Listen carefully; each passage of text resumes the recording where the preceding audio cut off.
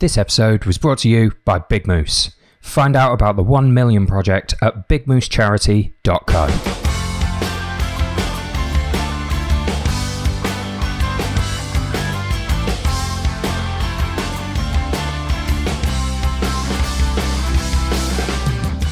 Pals, greetings and welcome to another episode of Everything Endurance. It is a pleasure as always to be here in your ears today.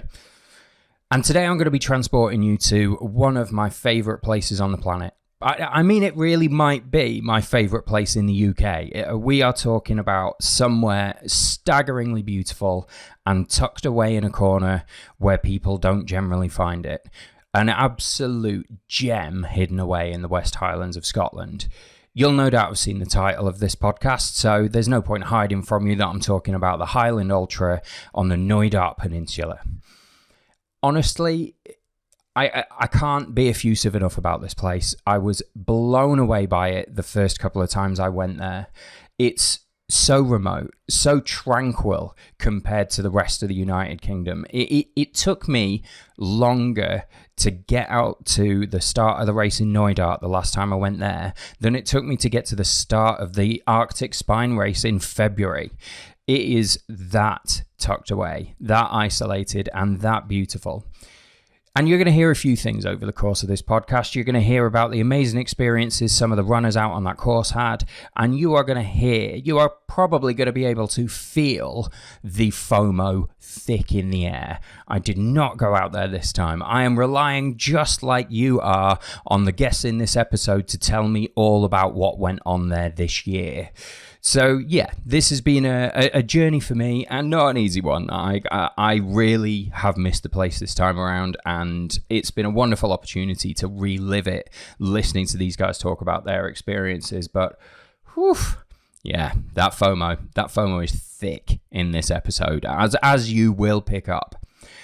The other thing I'm really excited about in this episode is that the runners that I've interviewed are new to the sport, new to the discipline, and have done some absolutely incredible things. We're going to be talking to two runners with very, very little ultra running experience behind them. In fact, our winner, this was his first ultra marathon event. Unbelievable. Our female winner, this was about her third ultramarathon event, I believe. The first time she's done a multi-day like this, the first time she's been anywhere near those mountains up in Scotland. It's absolutely inspiring stuff that they have both managed to do the research, do the training, and have the absolute run of their lives out there in the Scottish hills.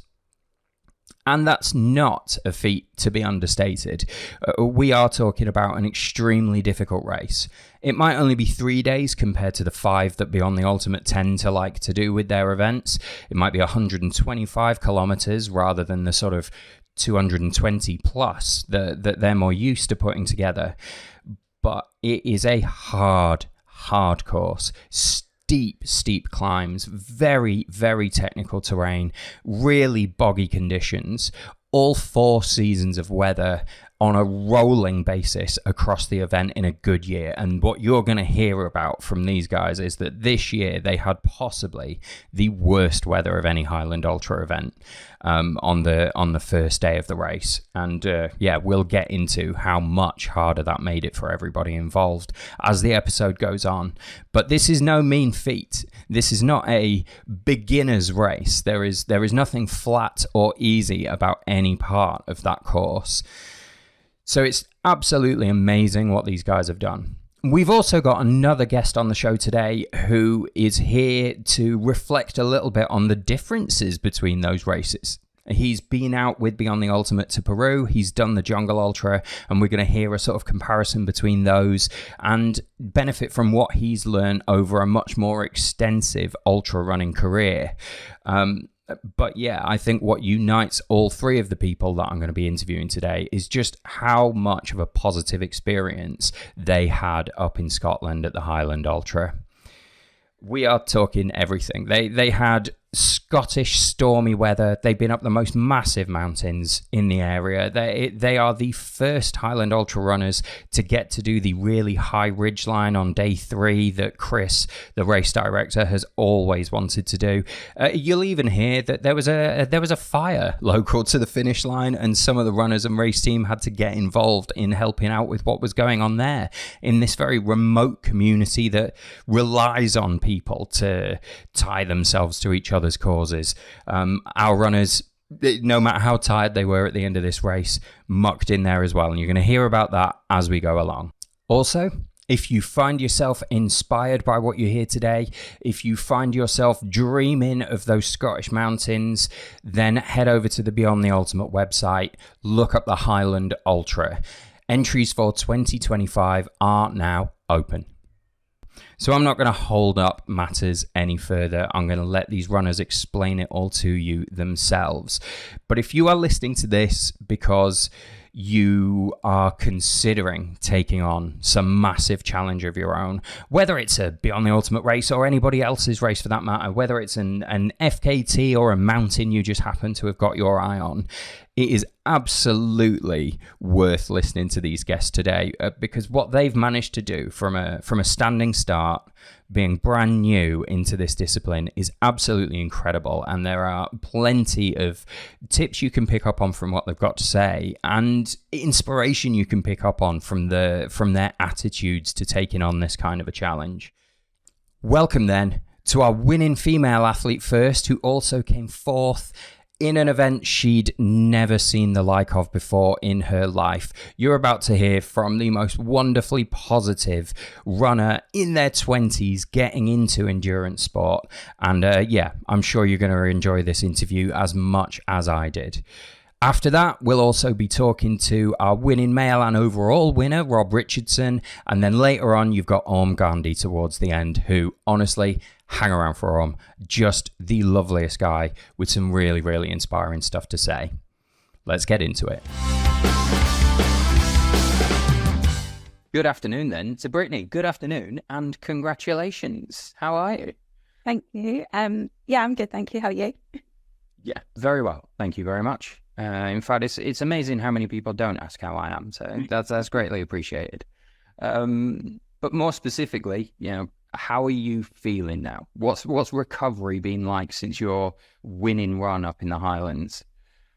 I took a little blow to my knee, so I haven't been able to run since, which is a shame. Sorry. And everybody on Strava doing their runs, and I'm getting so jealous. But otherwise, I'm absolutely fine. Still quite elated over it and buzzing. But recovery is slow in terms of that knee, the right knee. But otherwise, good as gold. Well, I'm sorry to hear that. I know it must be frustrating, especially when you've come off the back of a win. You just said you've been feeling elated. I bet you want to get back out there and do more of it. Yeah, I really do. I don't know, when people talk about runner's high, it's real. It really is real. And I really want to just book my next event. And I've spoken to some of the other runners, and they've, sent me loads of links on like other events to go to. And they're so soon, I can't do any of them. But I'll get something in the pipeline soon. Now, good stuff. And yeah, you better. You've grabbing a podium in the conditions that you did, getting that win in the tough conditions you had up in Knoydart is a massive achievement in and of itself. But just like Robbie won overall, you're not the most experienced ultra runner. This is quite a rapid trajectory for you. So yeah, there's going to have to be events in your future. You might be feeling frustrated now, but I imagine you're a name I'm going to see around in the scene for a good while to come. So, don't feel too frustrated. But on that, sure. Well, on that note, could you tell us a little bit about your journey into ultra running? How did you come to be on that start line in Knoydart in the first place? I'd seen loads of BTU events crop up from John Shields' Instagram. And I was Thanks, literally John. stalking like the events and what he was up to. I was like, oh, this looks like so much fun. And I had like, prior to a year ago, I had not done a single ultra. So it's really been in like the last 12 months or so that I've really gotten into it and enjoyed it. I've done one before this, which was a London to Brighton, which was 100 kilometres.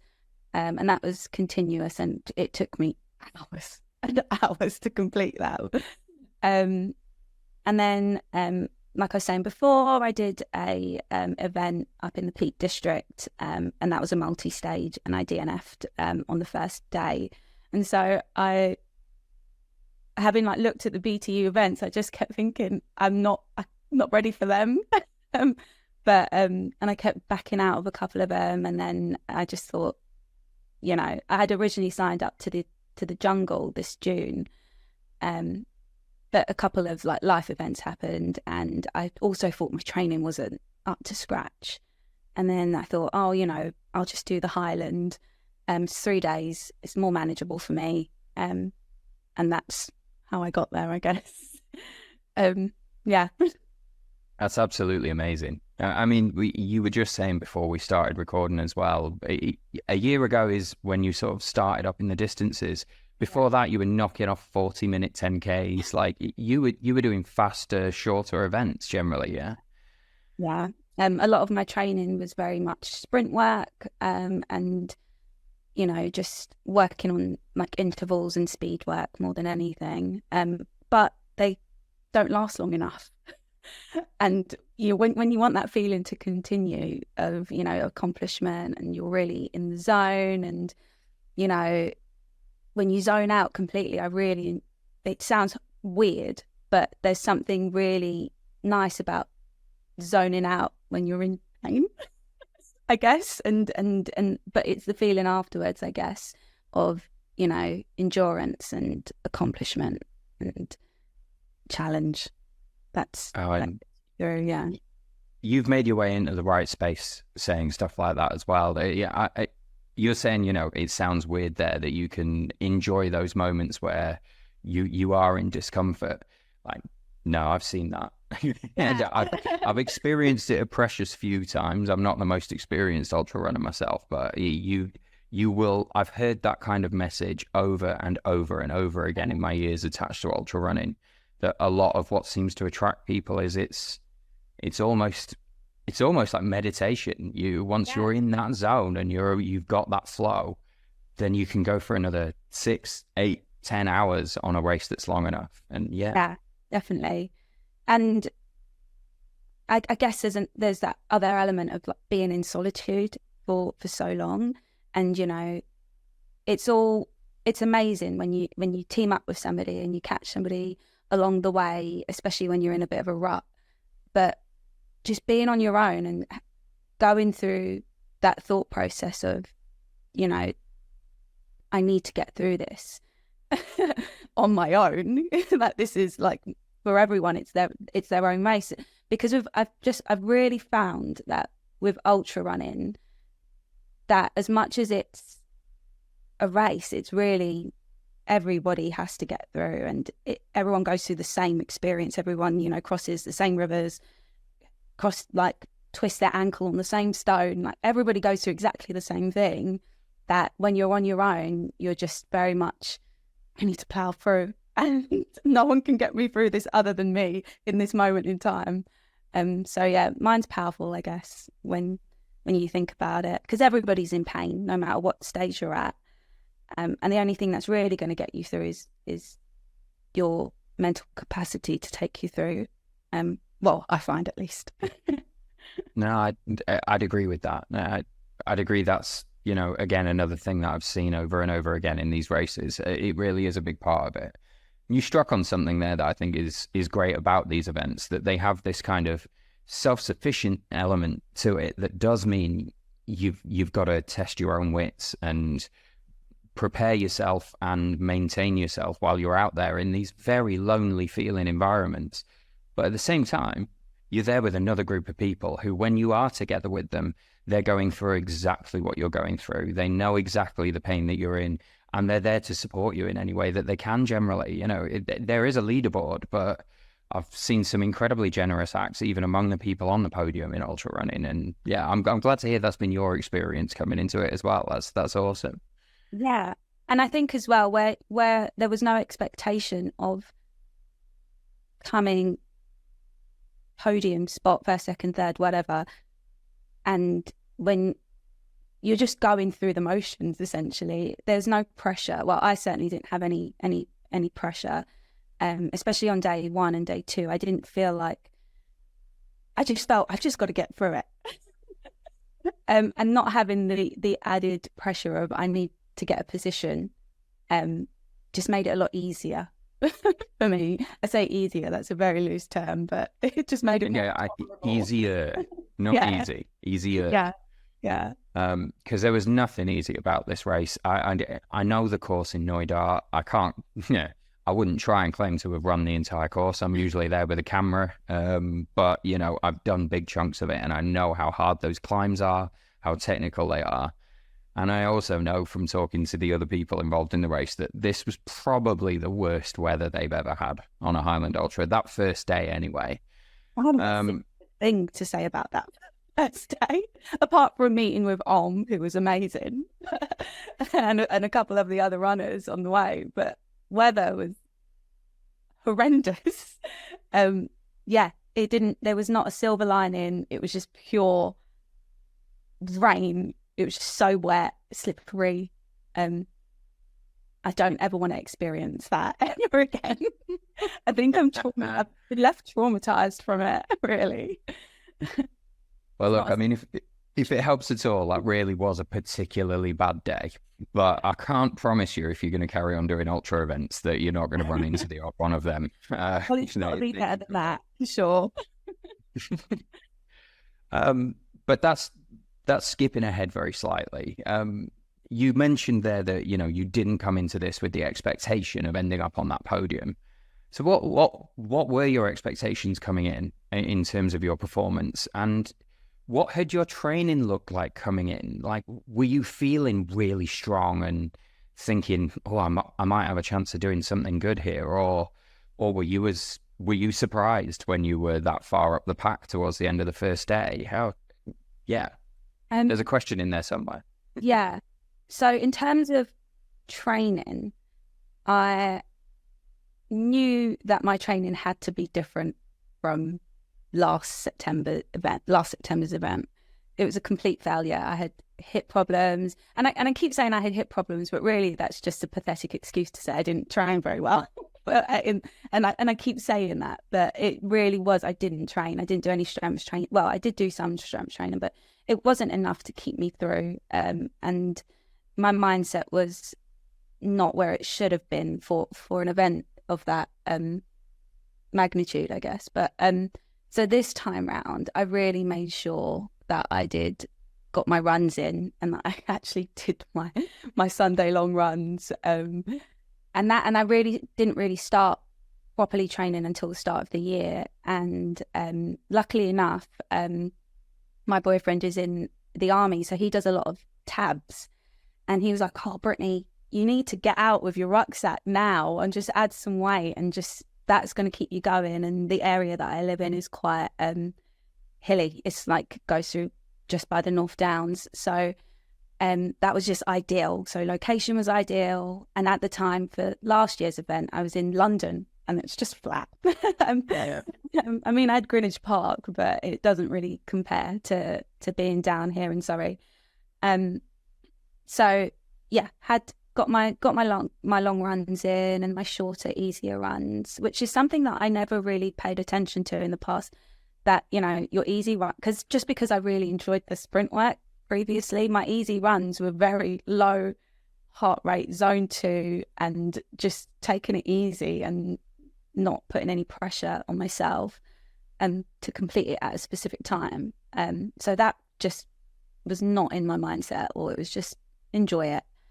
And that's another thing, just going out to enjoy those runs was not something that I had done before because usually I'm just like, need to get it over and done with. and I put my body under a lot of stress. So going out to enjoy it. And then about twice a week, I'd do some strength training, which is just barbell work and some weighted circuits in the gym. And that was pretty much it, to be honest. Loads of hill work. But otherwise, it got me through. And I did feel strong going into the event. I felt like this is it's all I could give, training wise, which I was quite happy with. Yeah. And then expectations, I did say to my family, I said, well, and I said this in one of the videos, at the end of the event, day one, I was just going to see how it goes because I don't want to put pressure on myself. And I had no clue where I was position wise because it all happened so fast. Once like everyone starts at the start line and just disperses. So I had no clue where I was in comparison to everybody else, position wise. And that it wasn't even on my agenda at that point. And then the second day I was like, oh, it's so sunny. And like, it's going to be a good day. Let's really give it a go. And I did that. And when I got to one of the peaks and this guy was there and he was like, oh, you're the first woman up. And that's when I was like, oh, am I? I'll keep going then. So that was a really good buzz. And I was just like, oh, well, I can't see anyone in the distance at the moment. So off I go. And then that's amazing. I love that. In the third, it took you by surprise. Yeah, it did. It really did. I was shocked. I was like, am I? Because you just don't know where you are because everyone goes out of your vision so quickly. And you meet somebody or you meet someone, they pass you or you pass them and you just sort of, you only see like the same two people that you keep going back and forth with and you've got no idea where anybody else is. It's just one of those things, I guess. And time goes out of the window. I wasn't even looking at my Garmin. I wasn't tracking time, wasn't tracking pace. I was just like, I'm just going to go with how I feel and how my body feels. I just need to be somewhat comfortable. And then the third day, I thought, okay, well, I came in first yesterday and I didn't do too bad on the first day. I'm going to really try. And I did. I tried as hard as I could, which is really lovely. And and across the line with David and Mary-Lou, and that was a really lovely feeling, extremely lovely. And I enjoyed that moment so much. No, that's amazing. And I mean, it's not like you had an easy day 3 either. I know because the weather improved. Weirdly, when you'd had the worst weather we'd had on day 1, the weather improved and you got to do the high line on day 3 and you're like the first set of runners that Chris has been able to send over this sort of mythical high route that he's always wanted to send people over. So, I mean, how was that? Because I've not seen that. I've not been up on those tops. It was literally the most magical thing I've ever seen. Just turning around. I remember turning around at one point and there was just, I'm terrible with names and places and things. And they are tough names. Yeah. I remember turning around at one point and you could literally just see all the valley and it was just incredible. And then I turned and did a 180 and there was just another incredible view. And it's one of those things where if you take a picture, it just wouldn't do it justice. And it's a moment where you really have to pause and realise that you're in the thick of this and you're so tiny. And in the grand scheme of things, like, not that in the grand scheme of things, we're so insignificant in comparison to nature, I guess. And it was just so beautiful knowing that I got an opportunity and everybody else on the team got an opportunity to see that. It was incredible. And it's so funny because that last day, Chris had put so many hills on the course that you'd see a flag and you think, oh, we're gonna descend now, and then you'd then see another flag and it was just a little bit higher and it's just The climbs were just crazy on that day. And at one point I was literally on all fours trying to climb, and I thought, I really want to turn around, but I'm scared that I'm going to die and I'm going to be at the bottom of the rock. Oh God. But no, it's perfectly safe. It's just, you just got to watch yourself if you really want to just take a look at some of the other really beautiful parts. It was incredible, absolutely beautiful. I don't think I've seen anything quite like it. I'm so glad I asked. I haven't been along that particular ridgeline. I've only seen it from the ground with a long lens on my camera. So no, I'm really glad you got to do it. Also, to go back a little bit there, you were talking about your training. It sounds to me like you did a lot of the right things, and hopefully you'll agree that this stood you in good stead. But going out there for longer days, not worrying so much about time or effort, just about enjoying it and being out there for a long while with a bit of weight on your back, and the strength sessions to build up the resilience. I mean, that must have come in handy on those really boggy sections up there. I saw you roll your eyes when I said boggy there. I'm getting the impression it was quite wet underfoot. Oh yeah, I don't think my foot at any point my foot landed flat to get like some stride in or like a proper run in. It was so technical, and I'm so grateful that I did do that strength work, because I think I would have crumbled quite early on, especially because as much as I wanted to be comfortable, I also wanted to be out of there. I didn't want to spend hours out there. And so, and with the climbs, I just needed to be able to power through. And yeah, the strength sessions really came in handy. And it wasn't heavy strength sessions. It was very much deadlifts, barbell work, a bit of weight here and there. It wasn't anything heavy. I was talking with, I think Johnny Payne, who has an amazing name, on the way back, and we were just having a laugh, and I was like, yeah, my max deadlift weight is 60 kg, and it really is. I can't do more than that. But the point I'm getting at is, you don't have to do anything insane, and you just have to do more than what you would normally do, but nothing outlandish. Totally. You're aiming to build resilience, not to get ripped. If exactly. You were making massive biceps in the gym on the run up to this, you're only going to be carrying those around once you actually get on the race. But what you did was do enough with your muscles to build that resilience in, so you're not getting injured every time your foot slips a little more than you expect. And yeah, I can imagine that really, really helped you while you were out there on the trail. Yeah. So yeah, how did it feel for you then when you started to realize how well you were doing? Because you're saying you came into this with no expectation beyond trying to finish. Hopefully I get to the end of this.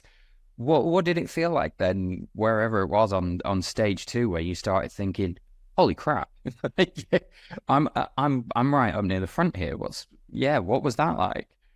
A really lovely feeling. But it's such a funny thing, because you just want to cross the line no matter at what point you're at. And of course I was, really happy, especially because I didn't come in thinking I wanted to get a podium in that sense.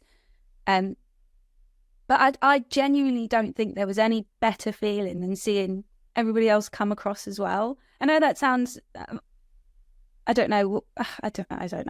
But when you see your friends that you've only known for 48 hours cross the line as well, I just think I'm happy I got to see that, to be honest. And that's, an advantage, I guess, of coming in earlier, because you get to see how happy everybody else is. And it's just, you go through it together. And it's such a funny thing, because as much as you do these things on your own, it really is group effort to get you through. And I love that. That's literally, I know that sounds really sentimental, but I really do love that about it.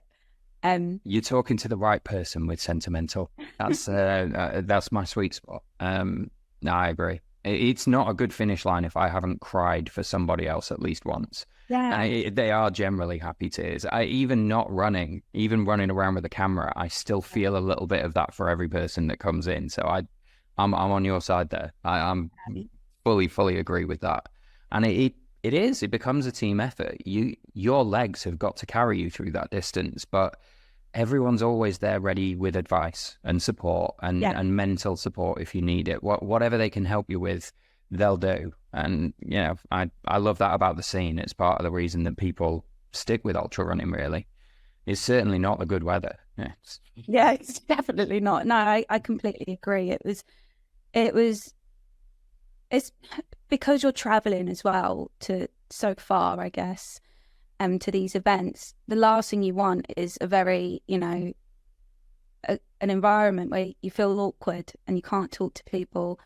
But, the whole build up to, WhatsApp group and to meeting everybody on day one was just perfectly executed. And it just made everybody feel, well, it certainly made me feel very welcomed and very, like, I don't know these strangers, but I do know them. It's so paradoxical, I guess, but you really get to know people in such a short space of time. Yeah.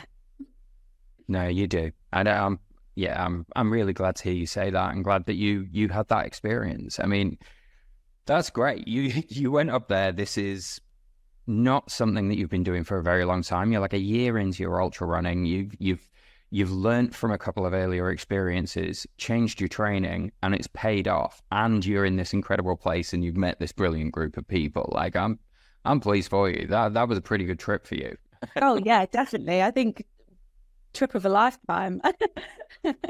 And had you seen that area of the UK before? Like, no.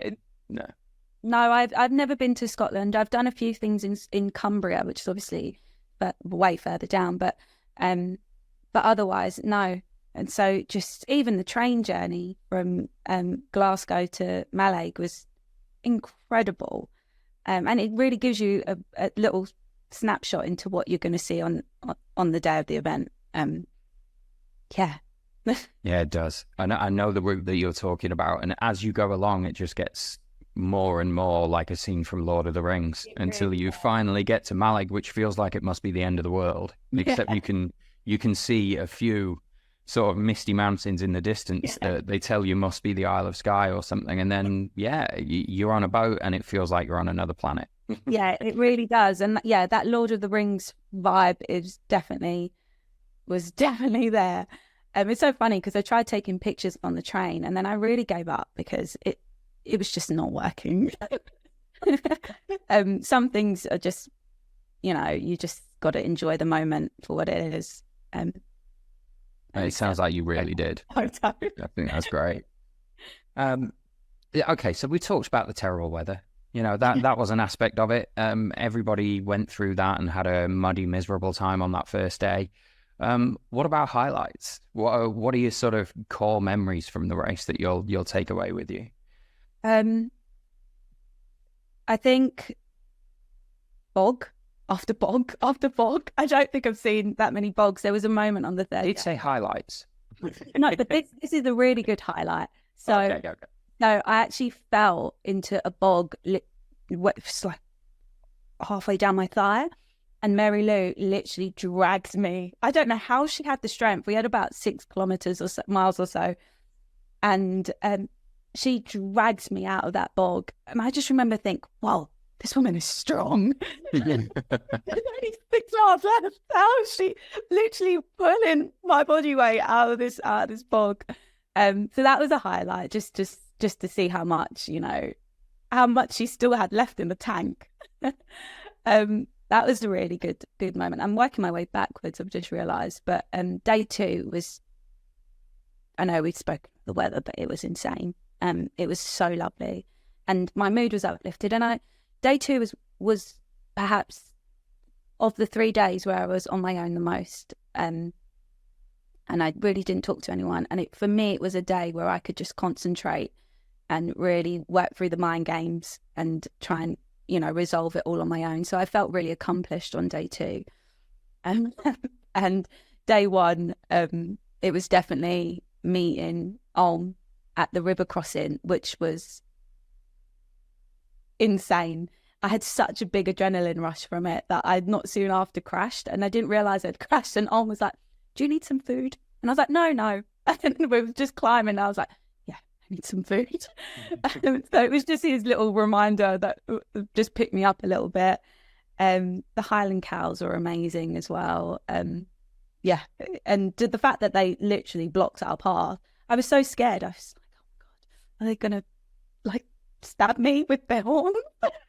But no, they're so timid. That was a really good key moment. And then going back again to the last day, a moment that I literally don't think I will ever forget was Tom Watson passing myself and Mary-Lou and David.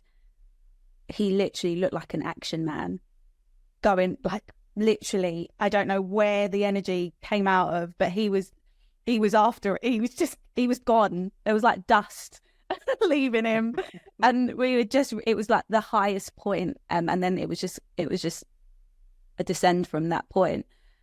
But yeah, he just came out of nowhere. He was a man on a mission. So yeah, that was good to see. But yeah, loads of course, the beautiful views. Nothing compares with that, I don't think. But yeah, key highlights in terms of the race itself, I'd say. And then, of course, being back at camp and seeing everyone come through, talking, asking how it went. And everybody had, different experiences, despite going through the same thing mentally, physically. Everyone has their own qualms and, things going on. So seeing people combat that was insane. Wow. Yeah, there's loads to learn from those conversations you have around camp as well. They're an absolute goldmine. You pick up so many hints and tips of what went right and what went wrong that's going to help you out next time as well. Oh yeah. Yeah. I learned that quite early on. We were doing the kit check, and I met this lady called Victoria on the boat to Knoydart, and I was like, oh shit, everyone was talking about like what they had, and I just felt I have screwed this up. I've got too many luxury items. I need to get my bag down. My bag was huge. And Victoria, she said to me that she's done literally over 100 ultras. So I was in my head, I'm like, oh, very experienced. This is the lady that I want to be next to guide me and advise me, especially with my kit. And I literally had nonsense in my first part. I had a compact mirror. I had like extra food that I really didn't need. I had 2 packets of wipes that I didn't need. Don't think I even opened one of the one that I kept. But yeah, she really helped me get rid of stuff. So yeah, it's really nice knowing that you can go to a place and people have real experience of what a good bag looks like, or what can get you down, like your weight down, because there's only so much you can do on the day. You can't change anything in terms of your what you like, food you've bought and how you've fueled. So you can only take tips for next time, and you really have to just go with what you've done. So it's a real whirlwind of trying to balance, how am I getting through this as a newbie and what's actually going to help me. So obviously the bag check really helped me in terms of what I can get rid of, but my training, I've got so many people have given me so much advice in terms of next time. But I just followed through with what I had done. I think that's all you can do, really. Absolutely. Yeah. It's really difficult suddenly doing something a different way while you're in the middle of an event. You're not going to do that. You practice your system while you're training, and with a few tweaks from the more seasoned veterans that are around you before the race starts, you're largely relying on what you did before you got there. You're not going to reinvent the wheel halfway through stage. Of course. But I mean, if you've learned a lot more from this one to take into your next race, then you're going to be unstoppable further down the line. And you're not supposed to do this, but I'm going to show you up anyway, just because you mentioned it before we started recording. At 28 years old, you really are one of the younger ultra runners I've interviewed. A lot of the people I talk to settle into this sport in their 30s or mid 30s and beyond, and get into it there. You've got so much time ahead of you to build off this. So that's brilliant. I'm glad I got into it, because I've really enjoyed the journey, and I really do want, a lot of people to get into it, because it's just so much more than a race. And, your ego can get the better of you when you're doing the shorter races, and there's just something a lot more humbling about taking your time and, meeting people along the way and enjoying the ride.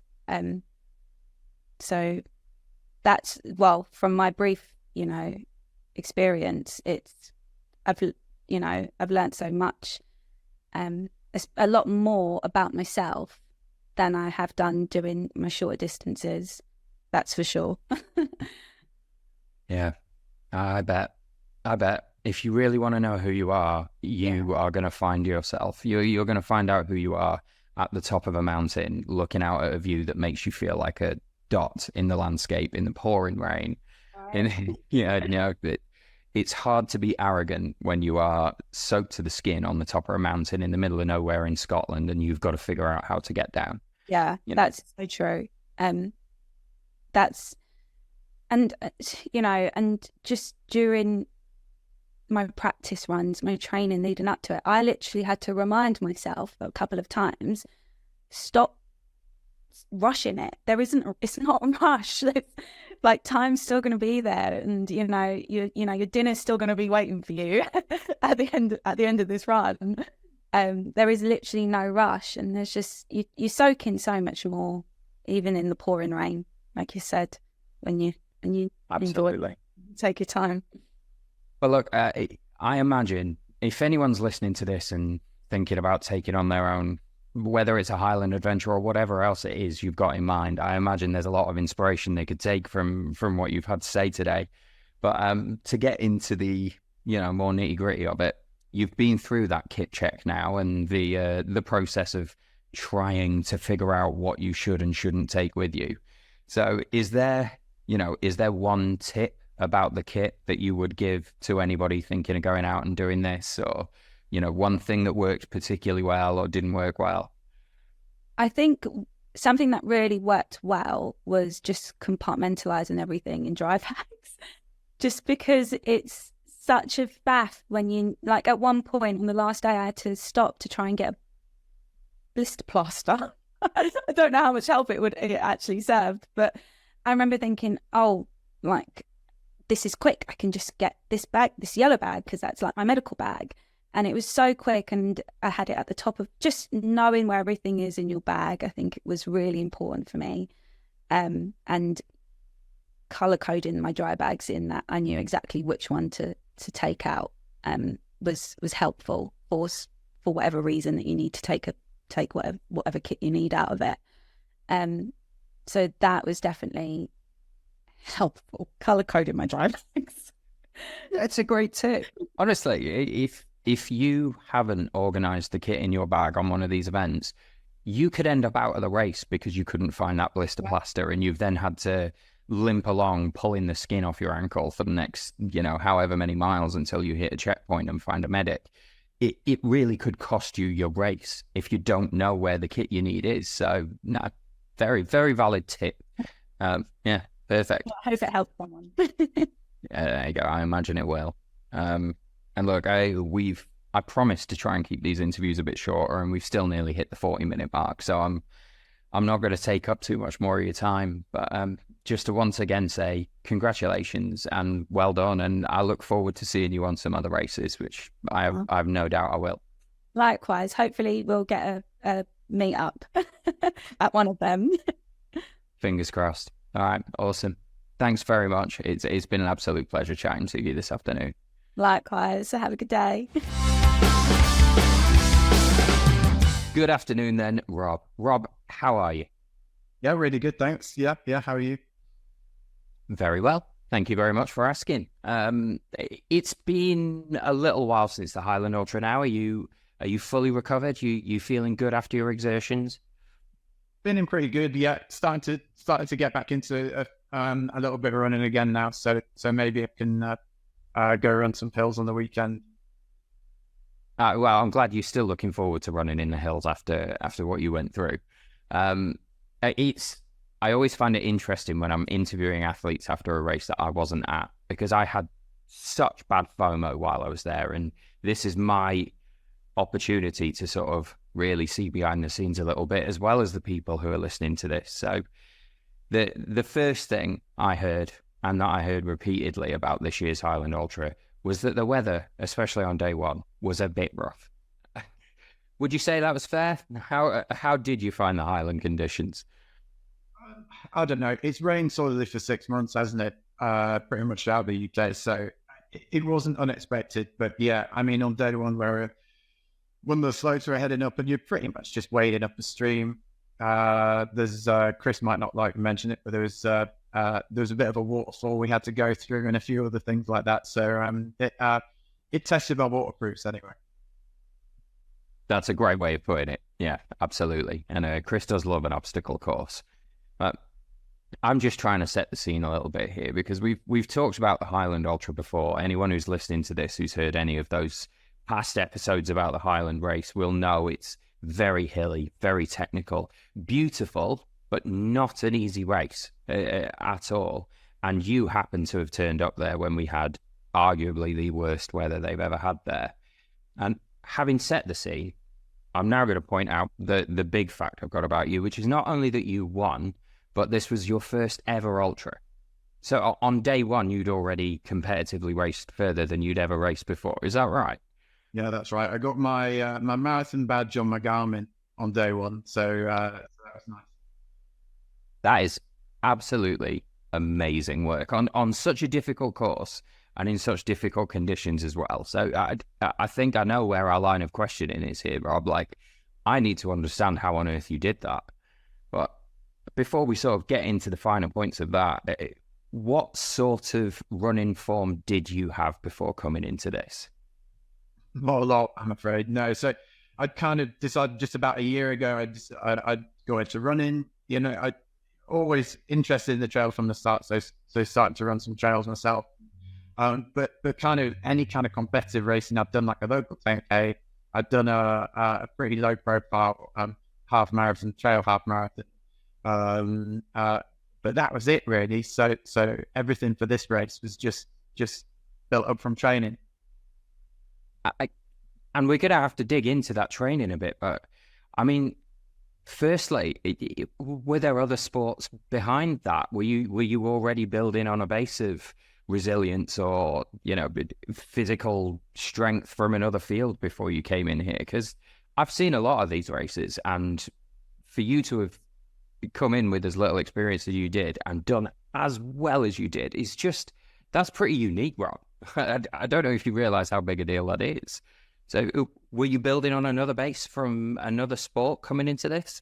No, I'd say my aerobic base is really, really poor. So I think that was one of the biggest things in my training, was trying to build that base and feeling like I was losing time on that specific. But yeah, I'd done a lot of hiking. I spent a lot of time in the hills. So kind of the terrain wasn't completely unfamiliar, although it was kind of bigger, wilder, and a little bit tougher than maybe what I've been used to. But you know, I've done quite a bit of hiking. But it was the first time I turned my hand to running on something that needed a bigger aerobic base. I suppose at least that gave you the experience of the kind of kit you'd need for those conditions that you were thrown into, and that's got to help out to an extent, right?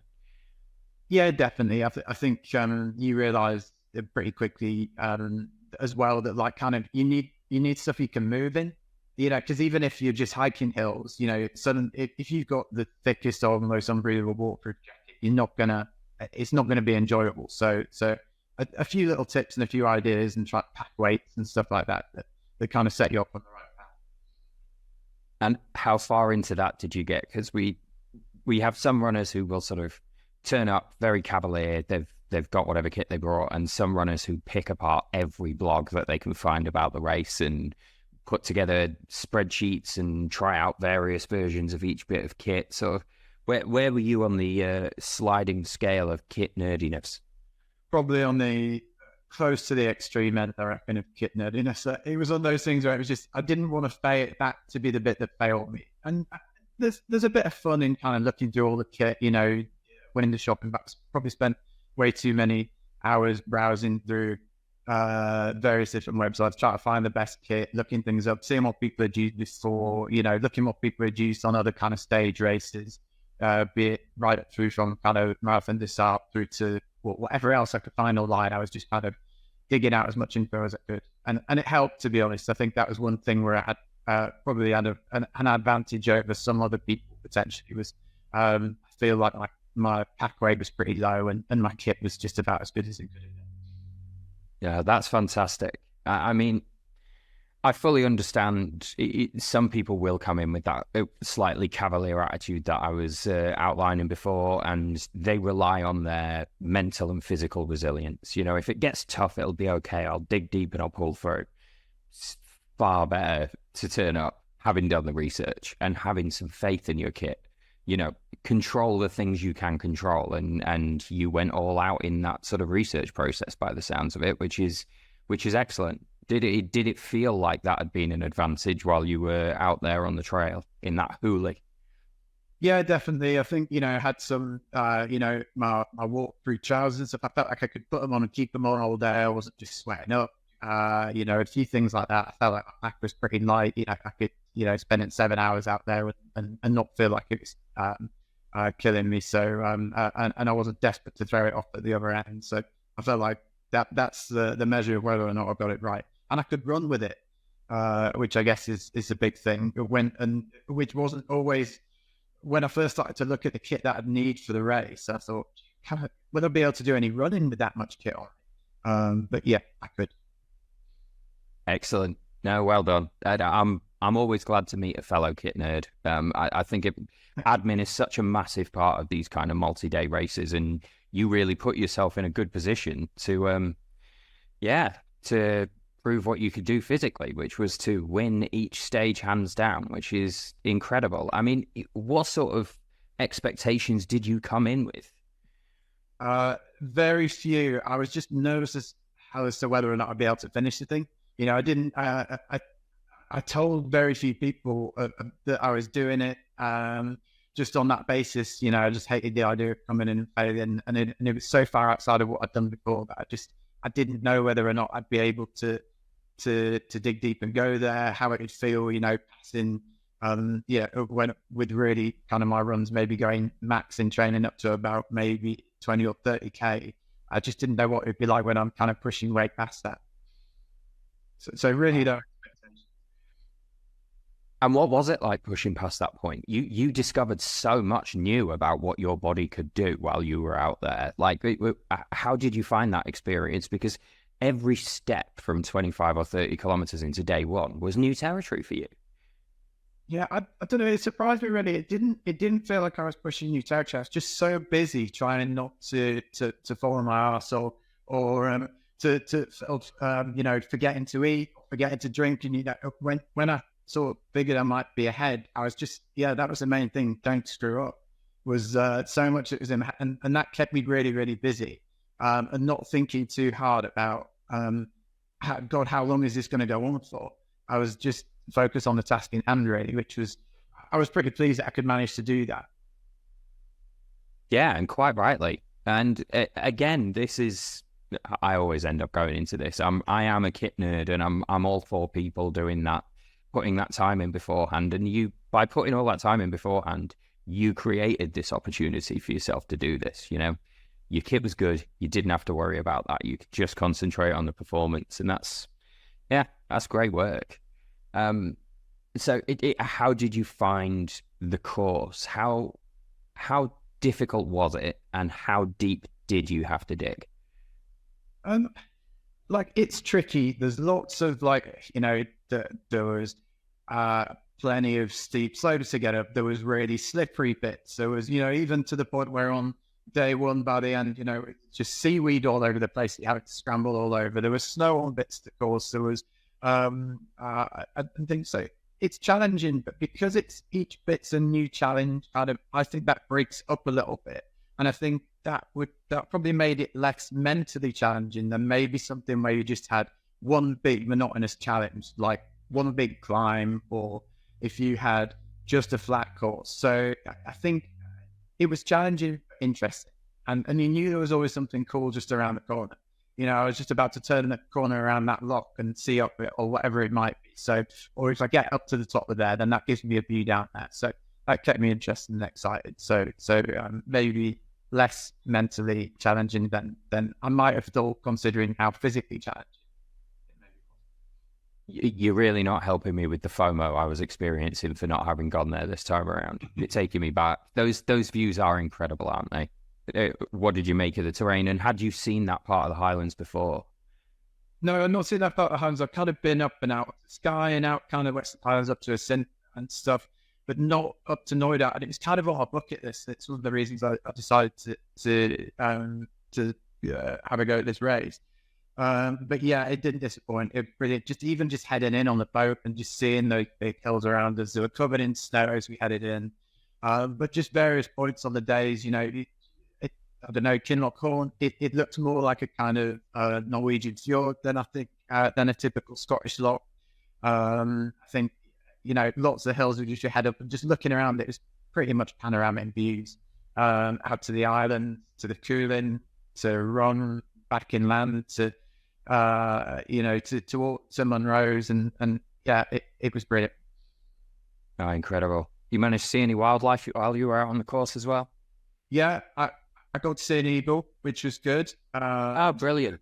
So yeah, so I think that's a kind of bucket list thing ticked. But there were stags, red deer everywhere as well, which is just, I'm not even, you know, occasionally you see them from a bit of a distance again in parts of Scotland, but they were literally everywhere. So that was brilliant. Oh, incredible. So you both won at the race and at spotting wildlife by the sounds of it. I've been there 2-3 times now, and I've never managed to spot an eagle. So yeah, you beat me. So over the course of the 3 days then, as you often do in that area and in that terrain, you see a little bit of everything. You described seeing snow on part of the course. There are flat areas where you're running along the sea-lochs, and really, really technical steep areas as well. One thing that did get fed back to me from Chris and Cameron was that even if there were parts of the race where people were catching up with you, nobody could touch you on the downhills. Does that sound about right? They said you were just incredibly fast on any downhill in the race. Yeah, I don't know where that came from. I wasn't really looking behind me. So I don't know if people were catching me up, but on the downhills, I just felt pretty comfortable. You know, and there was a lot of people coming back and saying, "Oh, in that really boggy, really slippery bit." But within my training, there was and it just rained all winter. There was so many places that I'd been, and I feel like I knew which bits of grass to step on and which ones were going to send you flying. So maybe that was a little advantage. That made me feel like go downhill quick. And I feel like it's free. It's free energy almost running downhill. So I was just taking advantage of that whenever I got a chance. Perfect. That's just physics, right? I mean, let gravity do part of the work for you. But also it speaks to the importance of sort of training in race conditions when you can. It does make those tiny little differences. It's those little things of how many times on a downhill do you have to make a decision about where exactly you're going to put your foot. And if you have run in those kind of very rainy conditions in winter a few times, you are going to be naturally faster and naturally better at making those little micro decisions as you plow through the trail. And I think it's easy to discount that, but yeah, again, you did the training right. You trained in the right conditions. Did you feel that you were maybe better prepared for, we keep coming back to it, that horrible weather that you had? In hindsight, yeah, but I wasn't going into it thinking like, right, I've got this. No matter what it's going to throw at me, I'm going to know what to do, and I'm going to be prepared. You just don't know what's going to be in front of you. But yeah, there wasn't. Yeah, although it was bigger and it was on a bigger scale than the stuff, the places that I'd been. Pretty much, I'd been in a little bit of everything. I've been through some pretty awful bogs. You know, I've been sliding down grassy slopes. And clambering over bits of, rocky, snowy sections and stuff. So there wasn't too much that was completely new. I didn't deliberately go out and wade through streams like they made us do over and over again. But most things I had a bit of a taster of what was to come. So were there any sort of times over the course of the 3 days where you were struggling? Were there any particularly tough sections of this race? I don't think I was really ever struggling at any point. I think that on day one at the end, there was a kind of just a psychology of the last drag into camp, and it just goes on, and it's in theory flat or flatter, but in reality that's undulates, and it just keeps happening. And when you kind of have an idea of how much is still in front of you, and it drags on that bit longer, that's always a little bit tough to deal with mentally. But mostly I was surprised that it didn't. I didn't find myself feeling like, oh no, I can't carry on. I mean, that's fantastic, and I know exactly what section you're talking about. I've been through there on foot a couple of times, and everyone says the same. That lock, it doesn't seem to matter how much distance you cover; it's longer.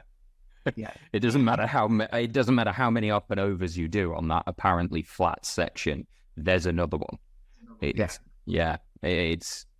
a long section, that. So you're by no means the only person to suffer that. Now you got to do something as well that hadn't happened before, which is you got to do the high ridgeline route on day 3. Have I heard that right? Yeah. I just need you to describe that to me. I've only seen it from the ground. It looks incredible up there. So how was that third stage? Yeah, that was brilliant. So we came back up to kind of Manbarrowstale, which is the pass that we kind of come over on day 1.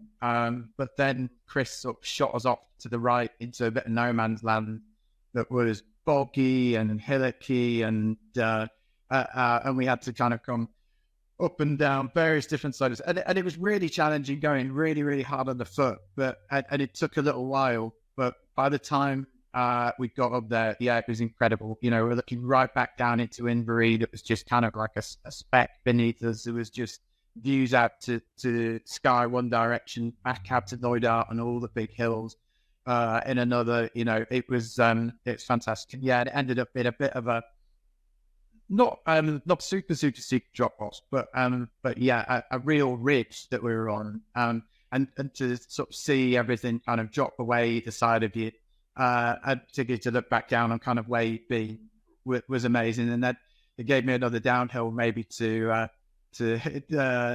run down on at the end as well.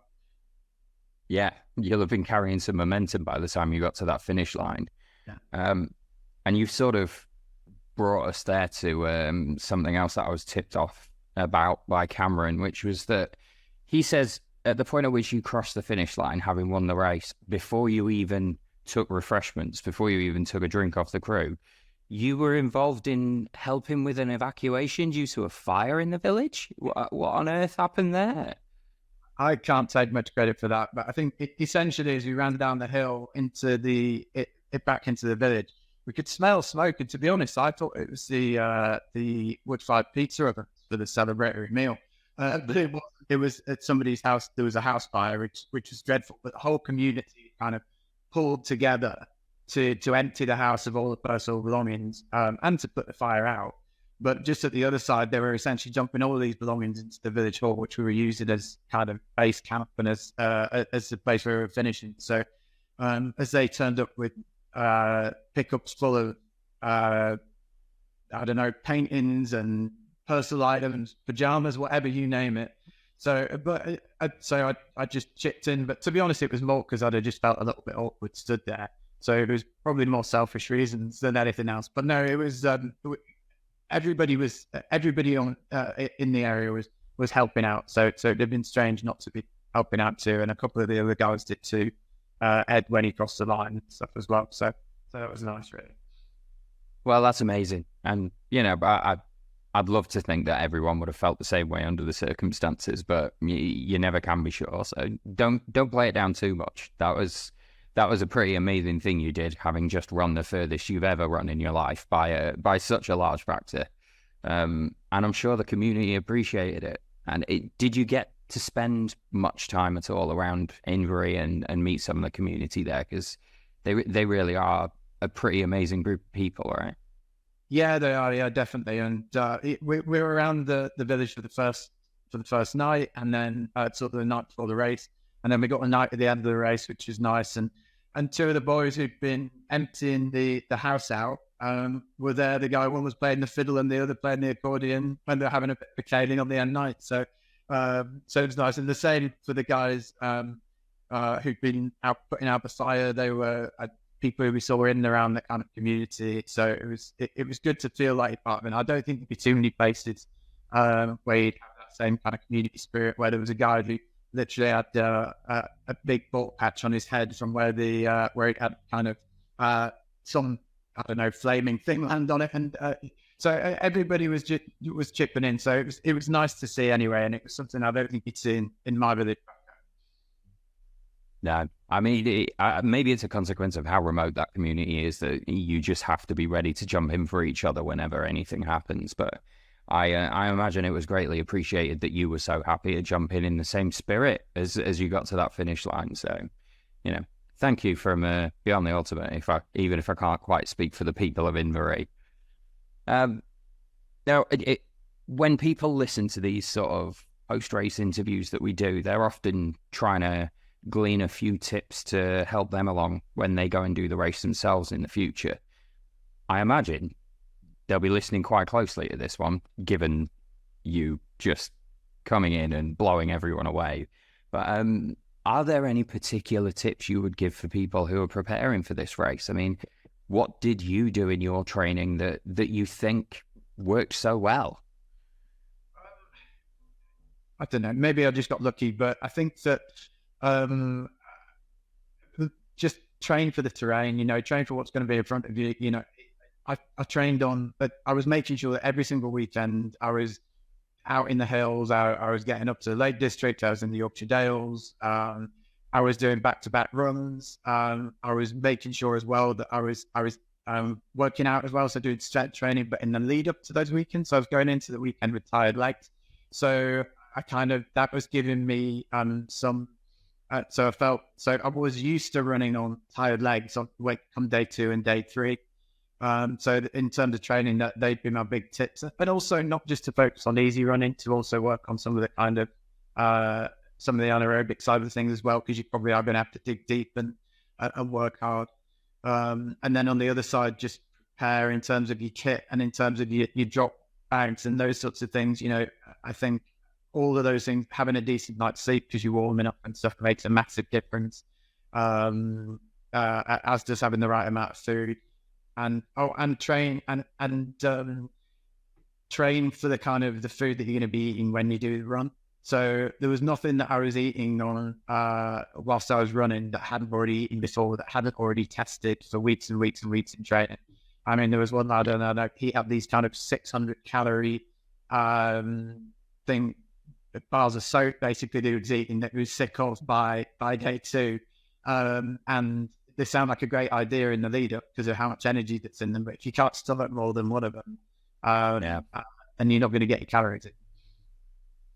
That's all great advice. I'm just really impressed, Rob. You've picked up so many good tips on the run into this. Like you've done the research, and it shows. Like, and you struck on something there that I think is particularly important, which was the sort of running on tired legs.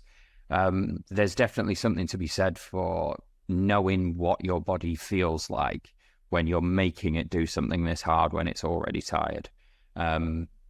Chris King was the person who trained me back when I did the Ice Ultra, and he was pretty insistent on back-to-back days like that of beating yourself up one day and then getting up and making yourself do it again the next day.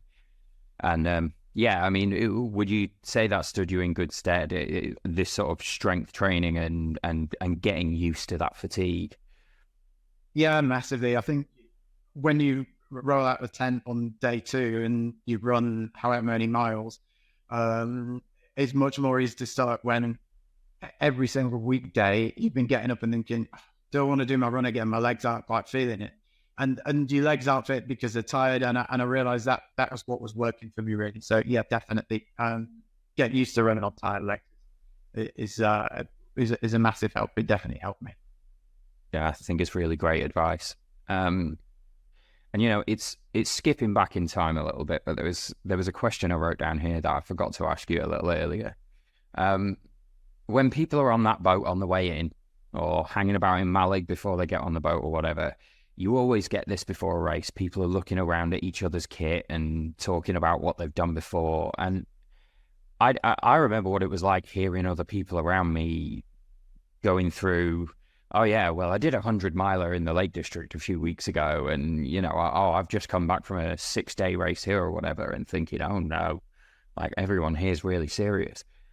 What was that like for you? Because there were a bunch of athletes in that field who've done Beyond the Ultimate races before, so they've done 5-day events, and a lot of other people besides who will have done multiple ultras. Did that knock your confidence or self-belief at all? Completely, yeah. So I jumped on that boat, and obviously you don't know everybody when you get started, and you start chatting to people, which is really nice. You meet people from all over the world, and really great people. But the first person that I chat to, and he's Casper, and a great guy, but he's done a couple Ironmans in the year before. He's done 7 marathons the year before. He's booked in for some other ultras. The next guy, Giuseppe's done 40 odd ultra marathons, various different things, and I just felt like, do I even belong here? There's a girl there who'd done the Marathon des Sables and stuff like that. So I was kind of just feeling like, God, you've got on the wrong boat. Go back. So and on day 1, I thought, oh well, I'll just try to stick with these guys because I know what they're doing. That's how I started the race, really. But yeah, it really made me nervous. I just thought, you've got no chance here. At what point on stage 1 did you start to feel like, actually, I might be all right here? Yeah, I don't know. Maybe like after the first checkpoint, but then I was just trying to quell that thing in my head that was maybe getting a little bit excited, thinking, oh, you might actually do okay. Because I was also thinking you might also have just bolted off and have completely got your pace in. So maybe the time when I realized I was maybe going to do okay was like partway through day 2. After we got over the big hill on day 2, then I maybe thought, right, well, what are the big barriers in front of you now? Well, it seems like the biggest barriers is would be screwing up. Wow. Well, the impression I get from the BTU team is that they started to believe that you could actually do what it looked like you were doing a little bit earlier than that. Obviously, you went off at speed on day 1, and that probably will have raised a few eyebrows. But I think they very quickly started to realize you were actually just really strong. So, I mean, well done. I just think it's outstanding what you managed to achieve, and I think there's plenty for people to learn from it. I can fully understand that feeling of imposter syndrome, I guess they'd call it, while you were on the way in. But everybody does a first ultra. What you'd done is the right research and good training on the run into it. So I mean, congratulations. You made your own luck here. You referred to it as luck earlier, and I'm not having that. You made your own luck. You created the conditions for this to go well for you. So congratulations, Rob. That was fantastic work. Yeah, it pays off. I wanted to give something, everything that I've got, to try and I kind of had this picture in my head of what happens if you accidentally put everything into something, leave no stone unturned, and then look at it worked out, and I did okay. And how's that got you feeling about future challenges? Have you got anything else in mind, or are you going to go off and conquer a completely different sport? No, definitely going to stick with trail running. Walk straight out of there, trying to look for the next thing that I'll do. So I've got to try and find a little challenge for this summer. Something again that I kind of want to absolutely give 100% to. I'd love to do some other BTE races. I absolutely love it. I love the kind of community feel to it. I love the places that it gets you to, and stuff. But I just need to. The timing needs to be right for that in terms of just money, and I've got a baby on the way. So those two things just mean that I've got to be sensible about when I book the next thing. But if Chris would have been there with a form and a pen, I'd have signed up to the next race straight away. Oh, I'll let him know. He'll be kicking himself. Well, once again, congratulations. I just think that was an absolutely brilliant thing that you did. And, I look forward to seeing your name around again. I suspect we will see your name on other podiums in the future. That was a great performance. So thank you, and thanks for taking the time to chat to me today. Brilliant. Thanks very much, Will. Good afternoon, then. Oh, how are you? It's brilliant to see you. We were just saying off camera, it was Peru the last time we saw each other, wasn't it? Yeah, it was Peru, probably close to actually 2 years now since we've seen each other, and had a lot of amazing memories there. And we were just having a little bit of a catch up in the green room, weren't we? Yeah, the green room, just before I place blur background on the Zoom call here. And that's amazing. At the risk of this turning into a podcast episode of me and you just reliving the jungle, that really was an incredible experience. And I'm going to dip into this just for a moment. You had some problems before that race even started, didn't you? So we're dipping into it. I've done it now. What happened to you when we headed out to Peru? So the moment I got to the airport, the absolute worst thing that could happen to somebody happened. And I don't know if I manifested this or what, but I lost my luggage that had my sleeping bag and some of my biggest gear in it. And I just remember trying to scramble to find things, and remember chatting up with you, and you kind of helped me round some things up, and some runners helped me round things up, and the staff. And I just remember having a sleeping bag that was probably like a few pounds heavier than what I wanted, but I was just happy to get started. I think at that point I was just nervous I wasn't going to be able to get going. So I really appreciated all the help with that. Well, you were so determined as well. Like, you took that in your stride in a really amazing way, because a lot of people that could have ended their race. They could have just wanted to turn around, having hit that setback before they've even set foot on the trail.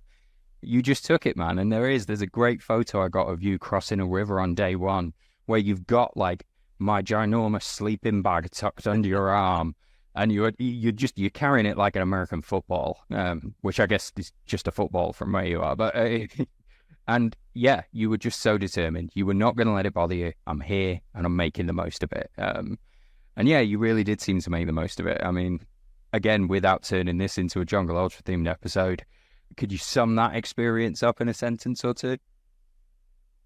Exhilarating, and just, it was like one gut punch after another out there, and just the adventure of a lifetime. And I just, that adventure was such a pivotal moment in my life, because it helped me make some big life decisions after I came back.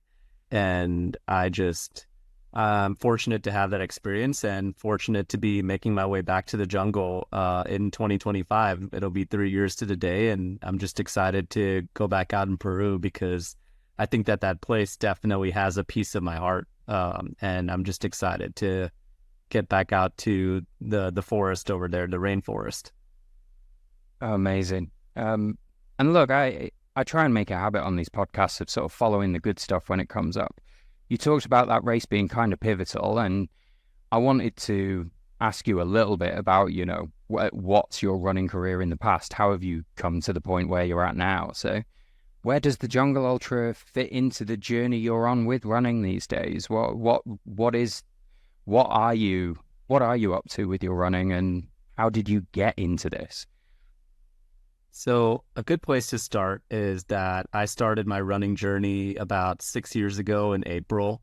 I was an unathletic kid growing up. I struggled with obesity and eating disorders, and I just was not the most fit guy. I was always last in gym class. I was always struggling to do just basic push-ups and star jumps, and just not the symbol of like what fit is. And I just I started running 6 years ago strictly for mental health reasons, because I needed an outlet and somewhere to go to when I had a very high stress engineering career. And I just ran a quarter of a mile one night, and it was probably, I felt really sick and nauseated, and probably not one of my most pleasant experiences, but I kept coming back to it until I ran a 5K and then a half marathon, and I just kept finding one thing from the other and just kept chasing one goal after another. And then COVID hit, and just like everybody else, a lot of people, I kind of went through just sort of an identity crisis, things kind of still down. And I was training for a marathon, and that got canceled like all the other road races, and made my jump into the trail world and started doing trail running, signed up for a 100-mile race that I eventually did in 2021. And then 2022 came, and I just wanted to up the ante and just do as many challenging, hard races as possible. And Jungle was on the list. I actually just Googled like some of the toughest races in the world, and Jungle has made like a lot of the lists in the world. And and I'd always wanted to race in the rainforest, and I went out there and I got a lot of what I wanted, a lot of what I didn't want, and it helped me grow as an individual. And moving forward from that, I actually did a race in Nepal in 2023, the Everest Ultra. So I got to do a race running from base camp to Namche Bazaar, and then did another 200-miler after attempting the Moab 240. And now 6 weeks from now, I'm gearing up to start the Triple Crown of 200s, Tahoe 200, Bigfoot 200, and Moab 240. So it's going to be a humongous year. And as we're going to talk about, it's one of the races on the path to the Triple Crown was the Highland Ultra, which is a funny thing to say because I think that experience in itself was easily one of the hardest things I've done in the 25 plus ultra marathons I've done in my career. Wow.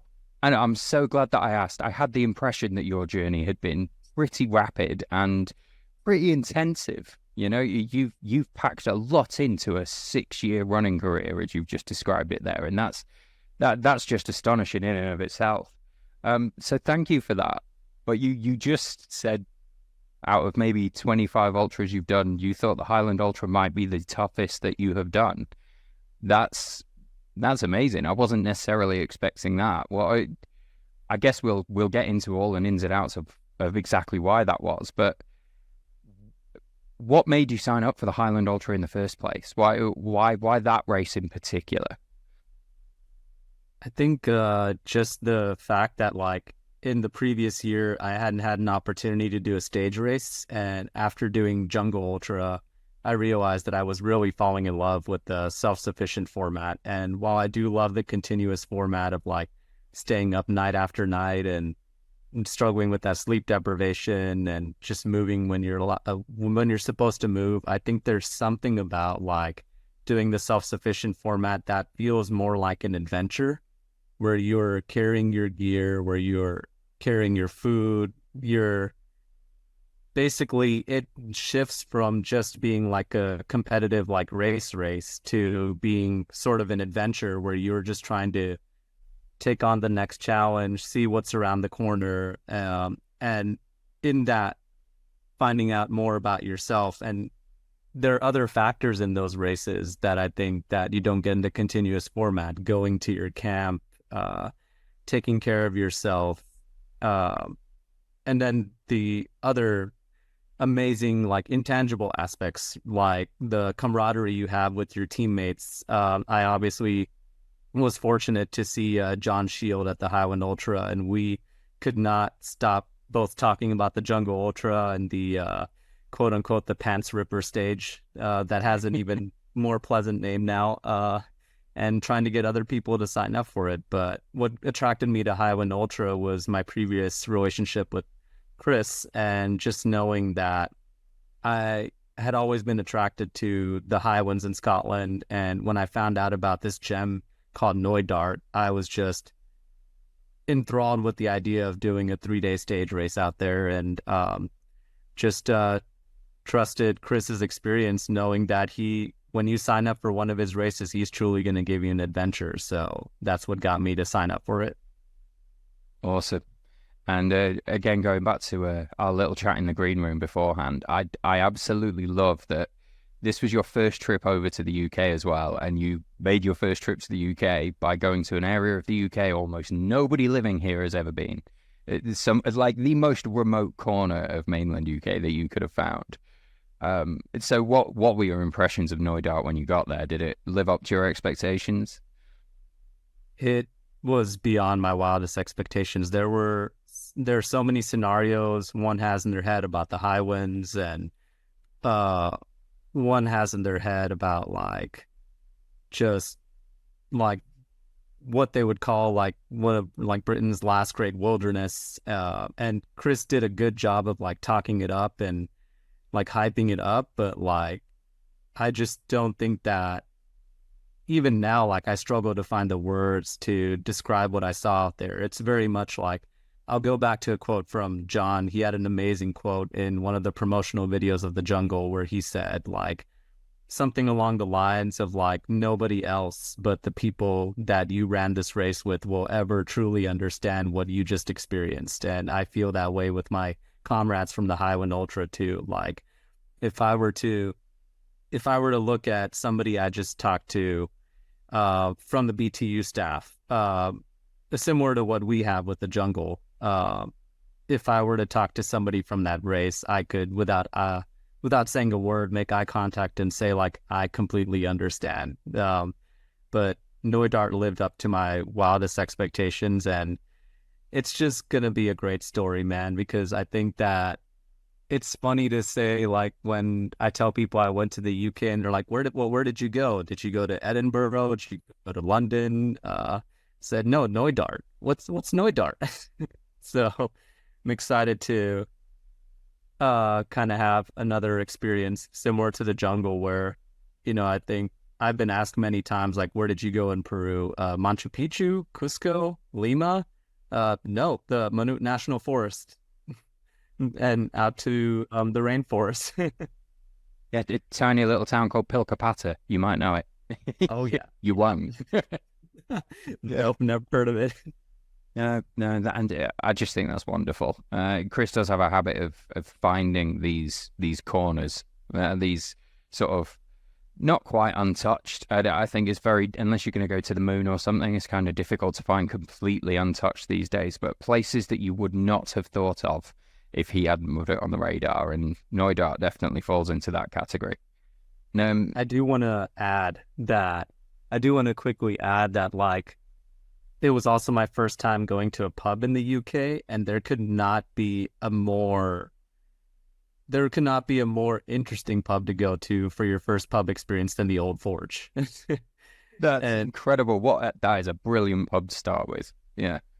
And like, of all the runners that I ran with who were from the UK were telling me like, I had a good conversation with Johnny Payne about this, and he said that some of the folk music that they were playing from the band that Chris got is like the music of his childhood, and that's not very common in pubs anymore. So he was mentioning how I was getting a truly authentic pub experience, and I said, this is my first time being in a pub, so I was excited to have that as a celebratory thing as well. It really added to the experience.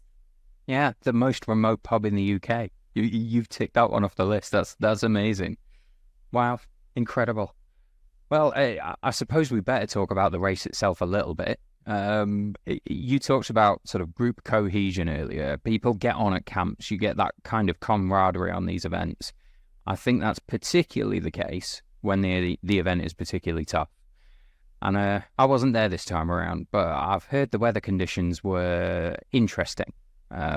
Let's put it that way. So how was it? And I hear stage one was really the hardest one in the end in terms of the weather. What were you running into out there? Stage one was absolutely brutal with the weather. I honestly came in with the mindset that was what the weather was going to be like all 3 days, which turned out to be, the weather actually turned out to be in our fortune. But kind of going back to stage one, it started out as just any normal like rain, any normal storm. And then it just got progressively more and more chaotic out there. And it just kept raining and pouring down. And everybody was drenched from head to toe. And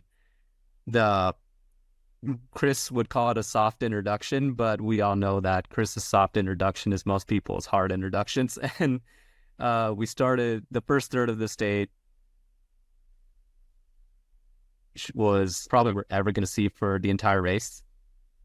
And then sort of going from there, we went into some meadows, some grassland, and every single step, almost every other step, I would say, was like going into a bog. And that was how it was going to be the rest of the race. And it's just, that first day we were fortunate. None of those bogs were more than ankle deep or shin deep, but let's just say that I had some experiences where a bog looked like it was an inch deep, and then I went in up to my knees, and I'm a pretty tall guy, so it was pretty amazing out there. Because of the rain, a lot of the climbs, a lot of the trails on the climbs had like tributaries running through them, water running through them. And one thing that was really interesting there was a river crossing that got very, very, very rapid, and there were flags going right through the river crossings. So there was a lot of teamwork and problem solving of like, what is the safest way to do this? Do we go down and around? Do we go through it? And everybody sort of did different things and made it through it. But for the back of the pack runners, Chris had to go out there and kind of like change the flags around and move things around, because there were some gritty runners who were out there way past like the 10, like 12 hour mark on that first day. And just, was glad to see that although everybody did not make it into the next day, like I was happy to see that like everybody fought through that first stage. That first stage itself could have been the entire race. I mean, it was just one of the most hard days of my life. Wow. And you've been through the jungle, so that is no small statement. I can't speak to the rest of your life entirely, but I was there in the jungle, and I know what that race is like. So to hear you say that about stage one of the Highland Ultra, really, really, that puts it in perspective for me, because I've done the jungle sections of the Jungle Ultra on foot. There are steep climbs. There is a lot of mud. You could be hitting incredibly heavy rain. It's really difficult in its own right. You had all of that in Scotland, and the trails around Knoydart, especially the second half of that first stage and well into stage two, are incredibly technical. Right, the last thing you need is a lot of running water over the top of them. So yeah, again, first experiences in the UK, you went maximum on everything. Is what I'm getting from this. So how were you at the end of that first day? Were you worried about whether you were going to be setting out on the second stage?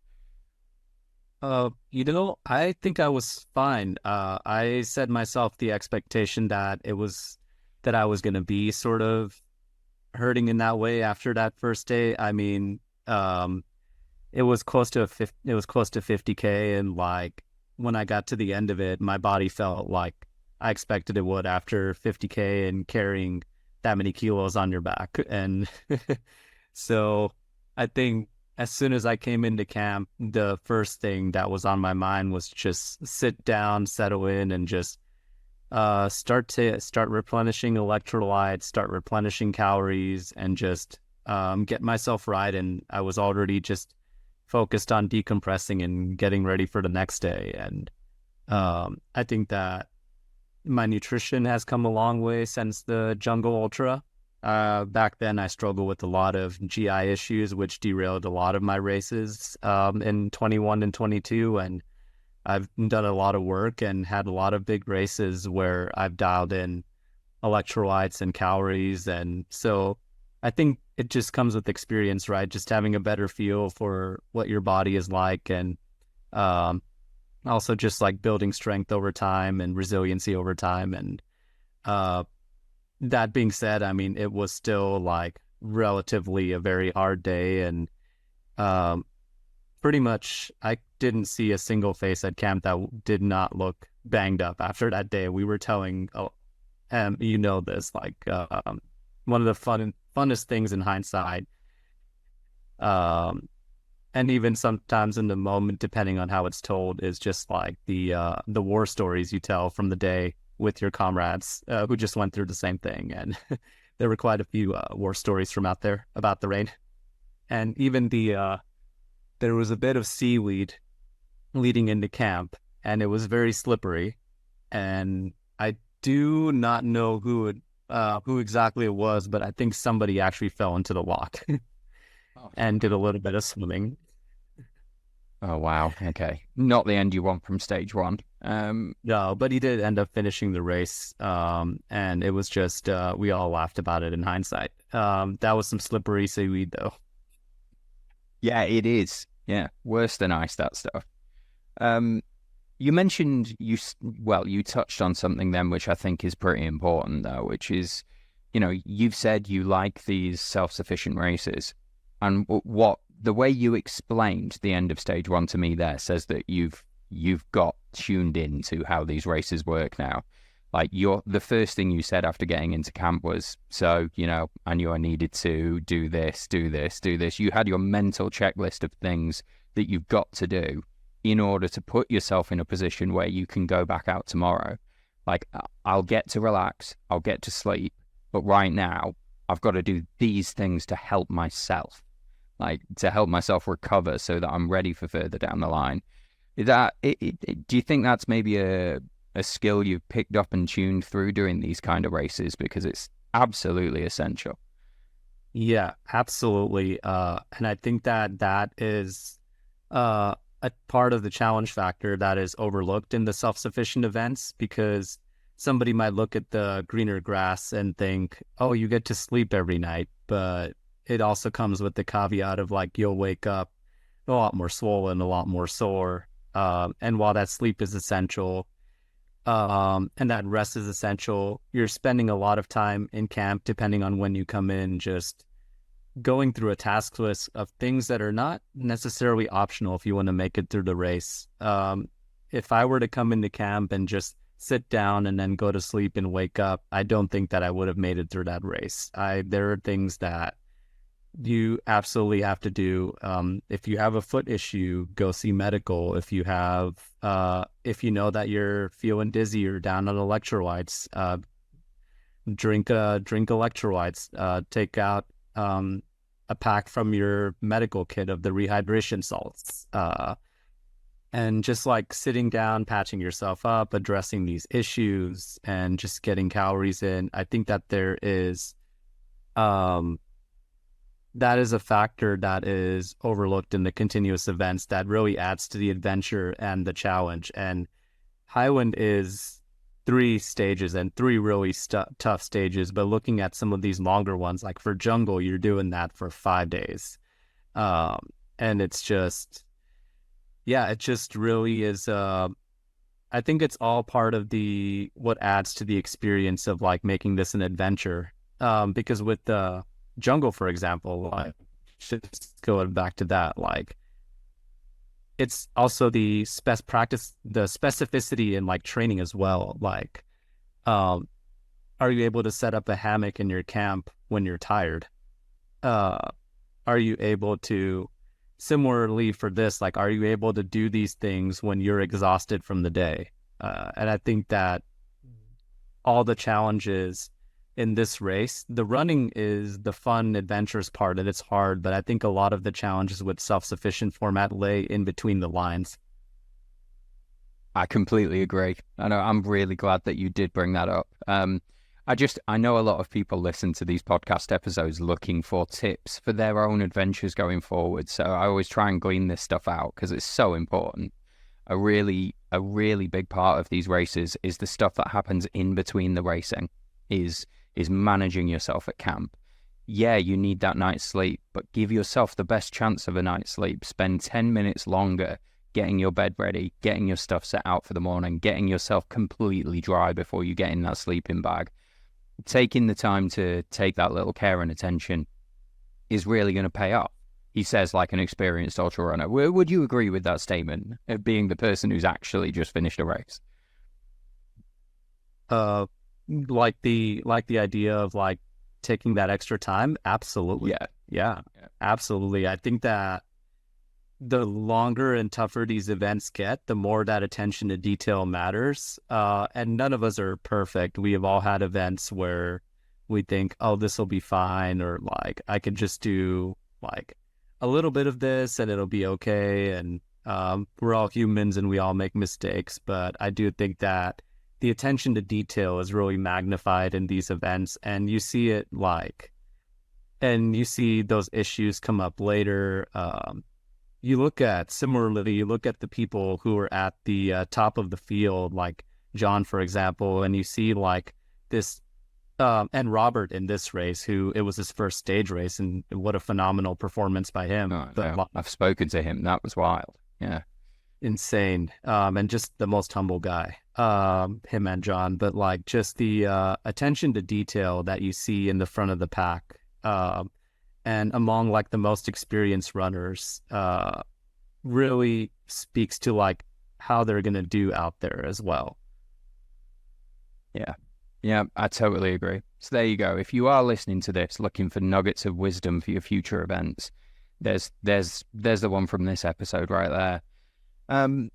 Okay, so we've been through the hardship. Stage one was tough. We've talked a bit about how you can manage yourself and give yourself the best chance of getting back out there day after day. You did get back out there, you did finish, and you saw some amazing stuff. So I'd like to hear some highlights. You know, the weather did clear up a little bit, I hear. I know stage 2 is absolutely beautiful. What did you see over the last couple of days of the race? So for stage 2 and even stage 3, two of the things that, like, one of the things that I really liked was just there were some amazingly brutal climbs, but they led to some incredible views, like just over the valley below, and like just the sun came out, and even though it was still chilly and windy and there was still snow up on the ridge, like it was truly the definition of the hardest climbs give you the best views. I mean, those were not easy to be climbing up a road with that steep and like making that climb. It's another thing to be endlessly moving through bog even while you're on a climb. And there were points in both stage 2 and stage 3 where there was some bear crawling with our hands to change muscle groups and Wow. to just kind of like work our way up the mountain as fast as we could and as steady as we could. And it was just incredible. And like, it was like really the tale of two halves. I mean, the first day was very cold and windy and we were wet. And the second day, then it only rained for probably the first portion. And after that, like we never got rain again. It was actually starting to get very toasty in Knoydart. And we got like all the different kinds of weather. I mean, you're starting out in rain pants and like rain jackets on the first stage, and then by the time you get halfway through the second stage, like most of us are in shorts by that point. And it's just it was just incredible. And I will say that there were a lot of Lord of the Rings references, and I'm glad I was not the only one. we hear Middle Earth mentioned a lot out there. Yeah, absolutely. There was a lot of Middle Earth mentioned, and my favorite one was just 3 days, no food, no rest, just on the meadows. And but I can't tell you how many times that theme played in my head. I mean, it was like being in Middle Earth for sure. And the amount of isolation, even when you were with a couple people, like I was fortunate to spend every stage with a handful of people who have now become lifelong friends, which is another key part of these events. There was still this like sense of grandeur where like you felt like you were so small in comparison to like this big world, because you're out there and you're just this tiny dot on this like big ridge, and it just really puts everything into perspective about like the world and life. And like it's just incredible like how these places like heal your mind while simultaneously like hurting your body. Yeah, it's strange how many times I've seen those two things go alongside each other. Maybe there's a podcast in there somewhere in figuring out why that is, but I'm just loving hearing about this. I said before we started recording that I had serious FOMO not being able to be out there this time around, and you are not helping with that remotely. So appreciate it. Also, you got to do the high ridge line on the way in on stage 3, didn't you? Is that right? We did. We've tried to do that before and never managed to catch a weather window. You had the worst weather we've ever had on stage 1, but managed to do the high line on the way in. So how was that view, like for the home stretch? Absolutely incredible. I mean, there were moments where we started out like thinking that we had reached a high point, and then there was another climb, and you're just up and down this ridge line. And it got to the point where we were like, where is Inverie? Chris said we can see Inverie. And I think it's how Johnny describes it. There's a simultaneous like, we love you, Chris, and cursing out Chris when you're out there.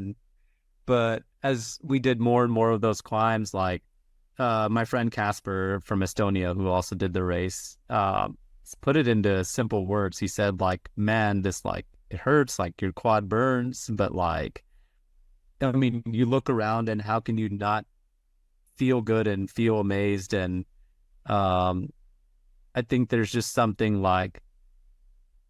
healing while you're going through that pain about like looking around and realizing where you are. And I just remember like Chris was tracking the weather and he was beyond excited, like jumping up and down like a little kid. And obviously like he was the one who set the course markings, and Robert caught him at the end, which is pretty funny. But yeah, I heard. Yeah, we were fortunate to have that, because I know that is something, like you said, that we've been trying to do for a while. And it's just amazing that we got what even the locals would call some of the worst of Scotland's weather on stage 1. And then on stage 3, we got this incredible view going into town. And it just, in that sense, the weather could not have been more perfect. Yeah, you got everything. You saw everything you could have seen from that area over the course of that few days. And I just think that's absolutely amazing. When we are, as a kind of cautionary tale to people who aren't that experienced in the outdoors over here, you will always hear British people saying, you've got to go out there ready for all 4 seasons in a day. And you got that, right? You saw everything. You even had the snow up on the tops. Yeah, we sure did. We got everything from snow to toasty hot weather to just like windy, chill, cold, wet, and just dealt with like all the weather conditions. And I think that this race was really just, there were definitely hints of jungle in this race with the bogs and the rain and the mud. And I haven't done it myself, but I know there were a lot of people who would describe this as a combination of the mountain and the jungle ultra, and somewhere in between those two. So that's kind of what I've heard from others' experiences, but I definitely saw all the 4 seasons and the hint of jungle out there. And it was nice to have, as I said in the Highland Ultra documentary, like, it's nice to have like nice, sunny, beautiful weather on the day before the race and the celebration day, and to like deal with the chaos during the race. And we were fortunate to have all 4 seasons, because it just makes the story now sitting with you even better. And when I tell others about the story, like, it just, what an experience. I mean, yeah, the FOMO is near fatal now, but the fear of having missed out, we'll have to stick an extra H in there. How was crossing the finish line then, Aum, and how was that celebration? I imagine you felt like you'd earned that. Well, I was fortunate. Like, when I got down, Chris sent us off through a bunch of hay and like a lot of like hidden holes and stuff. So there were a lot of like exhaustion falls and stuff. But when I got down to the like the main road, I just started running, because I was ready to, like, one, I told myself I would finish every race strong this year, and two, like, I just knew the finish was near. I mean, I could hear it, and it was just I'm sure you've heard this story already again, but like, I was a little confused when I got into Inverie, because the fire brigade was there when I got in. Yeah, I have heard about this. Fire brigade was there. I was looking around at all these people sitting outside, wondering who they were. Were they actually from the race or the BTU team? And just kind of like making awkward eye contact with them. And then I turned I turned past the brigade, and I see the finish line. I said, "Oh, I guess I am going the right way." And I started making my sprint. But I was fortunate, because I'm still running for the same charity that I was running for back in when I did jungle, and that year, the Richardson Family Center here in Hawthorne, California, which prevents and treats child abuse, domestic violence, and generational trauma. And they last October made me a massive flag banner that I can carry across every finish line. And as soon as I got to the road, I stopped for 2 minutes to take that thing out, because I knew that I was going to carry it across the finish line. And I was fortunate that Cam and the BTU team got a photo of me that was actually on the BTU page with the flag. And the kids and the staff just love it, and actually I think commented on it as well. That was wonderful. So I was just so happy to finish it, and I know Chris was elated to see me come back and finish business with the BTU race, and elated to hear that I'm going to see him 2 more times next year. I bet, man. That's awesome. And, you know, you talk about making friends for life on these trips. We'll be excited to see you every time we do. And look, you preempted the last thing I had written down here with a little square drawn around it so I wouldn't forget, which was the charity link. You've just mentioned it quickly there. I'll make sure there's something in the description as well. But do you want to just talk about that for a moment before I let you go back to your life? Absolutely. Yeah. So ever since 2021, I've been running for the Richardson Family Center, which is a organization in Hawthorne, California, around the area where I grew up, that provides a safe space for kids living in kind of like drug-infested, gang-infested like area that also has a lot of depression, anxiety, low-income families, and just gives them a safe space. And they work on preventing and treating child abuse. They help treat domestic violence, and they help break generational trauma. And I've just been running. I've known them since 2016, and I started creating a relationship with them and soliciting for them through my running ever since 2021, because I figured like people seeing a man do crazy hard things like this for a cause might rally behind that cause. And if they're not donating, or if they don't have the means to donating, they're at least understanding the idea of like what it means to have a charity like that doing the work that they do, and that if a place like that existed in every city in the world, then the world would be a much better place. So I think it's just, at this point, it's more about like getting the idea out there about like how we can combat these things. These are real issues, and and through the hard things that I do, show that like, even though I come from a similar place, like you can do hard things and overcome challenges in life, whether they be mental, physical, spiritual. So I'm just excited to continue to represent them through everything I do. That's amazing, man. Well, I love that. I love talking to anybody who's involved in adventure in the way that you are, and I love it even more when I hear that there's an amazing message and cause behind it. A driver for you and an amazing cause for people to learn more about. So thank you for that, and I will drop that link in the description below. So yeah, you just heard me say it. If you're listening to this, go and have a look for that now. In which case, it sort of just remains to say, oh, thank you. I've really enjoyed chatting to you again. It's taken me back to the jungle. It's only increased my FOMO for not having been in the Highland this time around, but I'm not going to hold that against you, because it's been lovely to hear about it through your experiences. So thank you, and well done. You earned that medal hard. Yeah, thank you so much for having me. I still have it right here. Amazing. Just piece of Knoydart with me. So I'm excited for that. Awesome. And thank you so much for having me.